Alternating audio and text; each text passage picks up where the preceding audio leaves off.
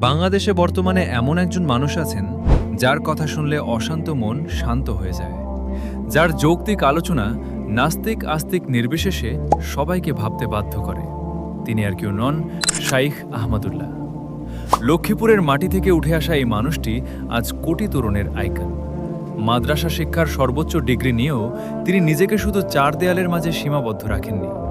আধুনিক বিশ্বের চ্যালেঞ্জগুলোকে ইসলামের আয়নায় কিভাবে মোকাবিলা করতে হয় তা তিনি শিখিয়ে দিচ্ছেন প্রতিনিয়ত। কিন্তু কেন তিনি এত জনপ্রিয়? এক, প্রথমত তার পরিমিতিবোধ।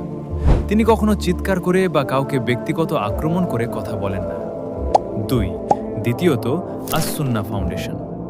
শুধু মুখে দিনের কথা বলা নয়, আর্তমানবতার সেবায় তিনি গড়ে তুলেছেন এক বিশাল ভলান্টিয়ার নেটওয়ার্ক। বন্যায় মানুষের পাশে দাঁড়ানো কিংবা বৃক্ষরোপণ, সবখানেই তিনি অগ্রণী। তিন, তৃতীয়ত তার সময়োপযোগী ফতোয়া।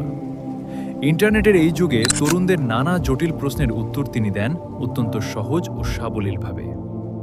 শাইখ আহমদুল্লাহ আমাদের শিখিয়েছেন যে ইসলাম মানে কেবল ইবাদত নয়, ইসলাম মানে সদাচার, ইসলাম মানে পরিষ্কার পরিচ্ছন্নতা, আর ইসলাম মানে দেশপ্রেম। তার প্রতিটি কথা যেন হিকমতে ভরা এক একটি মুক্ত। বর্তমান সময়ে যখন ফিতনা আমাদের চারপাশ থেকে ঘিরে ধরেছে, তখন তার মতো একজন পথপ্রদর্শক আমাদের বড় প্রয়োজন। আল্লাহ যেন উনার এই দাওয়াতি কাজকে কবুল করেন। শাইখ আহমদুল্লাহর কোনো কথাটি আপনার জীবনে সবচেয়ে বেশি প্রভাব ফেলেছে?